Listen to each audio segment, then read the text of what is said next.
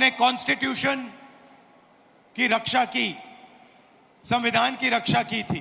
ಕಳೆದ ಚುನಾವಣೆಯಲ್ಲಿ ನಾವು ಸಂವಿಧಾನದ ರಕ್ಷಣೆಯನ್ನ ಮಾಡಿದೀವಿ, ಸಂವಿಧಾನನ ಉಳಿಸಂತ ಕೆಲಸನ ಮಾಡಿದ್ದೇವೆ। ये जो किताब है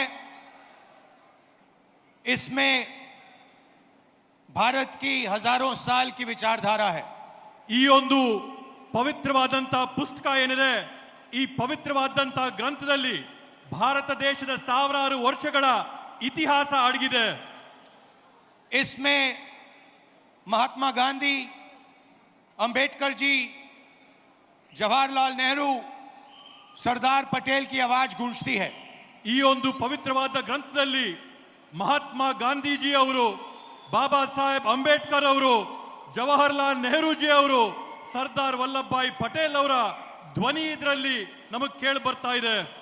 मगर इस किताब में बसवना जी, नारायण गुरु, फूले जी, इनकी भी आवाज गूंजती है। ಹಾಗೇನೆ ಈ ಒಂದು ಗ್ರಂಥದಲ್ಲಿ ಬಸವಣ್ಣ ಅವರ ಧ್ವನಿ, ಫುಲೆ ಅವರ ಧ್ವನಿ, ಎಲ್ಲರ ಧ್ವನಿ ಕೂಡ ಕೇಳಿ ಬರ್ತಾ ಇದೆ।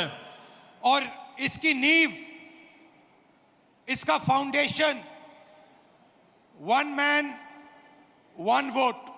ಈ ಒಂದು ಪುಸ್ತಕದ ಮೂಲಭೂತ ಅಡಿಪಾಯ ಏನಂತಂದ್ರೆ ಒಬ್ಬ ಮನುಷ್ಯನಿಗೆ ಒಂದೇ ಮತ ಅನ್ನಂತದ್ದು ಅದರ ಅಡಿಪಾಯ।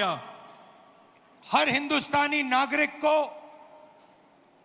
यह संविधान एक वोट का अधिकार देता है।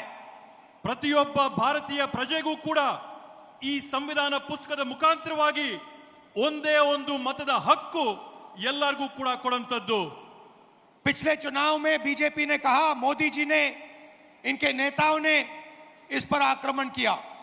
ಕಳೆದ ಚುನಾವಣೆಯಲ್ಲಿ ಬಿಜೆಪಿಯ ಮುಖಂಡರುಗಳು, ನರೇಂದ್ರ ಮೋದಿಜಿ ಅವರು, ಅವರ ಪಕ್ಷದ ಕಾರ್ಯಕರ್ತರು ಈ ಒಂದು ಪವಿತ್ರವಾದಂತಹ ಗ್ರಂಥದ ಮೇಲೆ ಬೇರೆ ಬೇರೆ ರೀತಿಯಾದಂತಹ ಪ್ರಹಾರಗಳನ್ನ ಮಾಡಿದ್ದಾರೆ।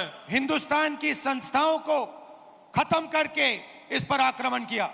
ಭಾರತ ದೇಶದ ವಿವಿಧವಾದಂತಹ ಸಂಸ್ಥೆಗಳನ್ನ ಅದರ ಮೇಲೆ ಪ್ರಹಾರ ಮಾಡಿ ಈ ಒಂದು ಸಂವಿಧಾನನ ಮುಗಿಸಂತ ಷಡ್ಯಂತ್ರ ಪ್ರಯತ್ನ ಮಾಡಿದ್ರು।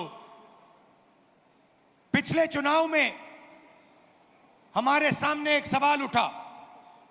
ಕಳೆದ ಚುನಾವಣೆಯಲ್ಲಿ ನಮ್ಮೆಲ್ಲರ ಮುಂದೆ ಒಂದು ಪ್ರಶ್ನೆ ಉದ್ಭವಿಸಿತು। लोकसभा का चुनाव हुआ, उसके बाद महाराष्ट्र का चुनाव होता है। ಲೋಕಸಭೆಯ ಒಂದು ಚುನಾವಣೆ ಆಯಿತು, ಆ ಲೋಕಸಭೆಯ ಚುನಾವಣೆಯ ಬೆನ್ನಲ್ಲೇನೆ ಮಹಾರಾಷ್ಟ್ರ ರಾಜ್ಯದಲ್ಲಿ ಅಲ್ಲಿನ ವಿಧಾನಸಭೆಯ ಚುನಾವಣೆ ಆಯಿತು।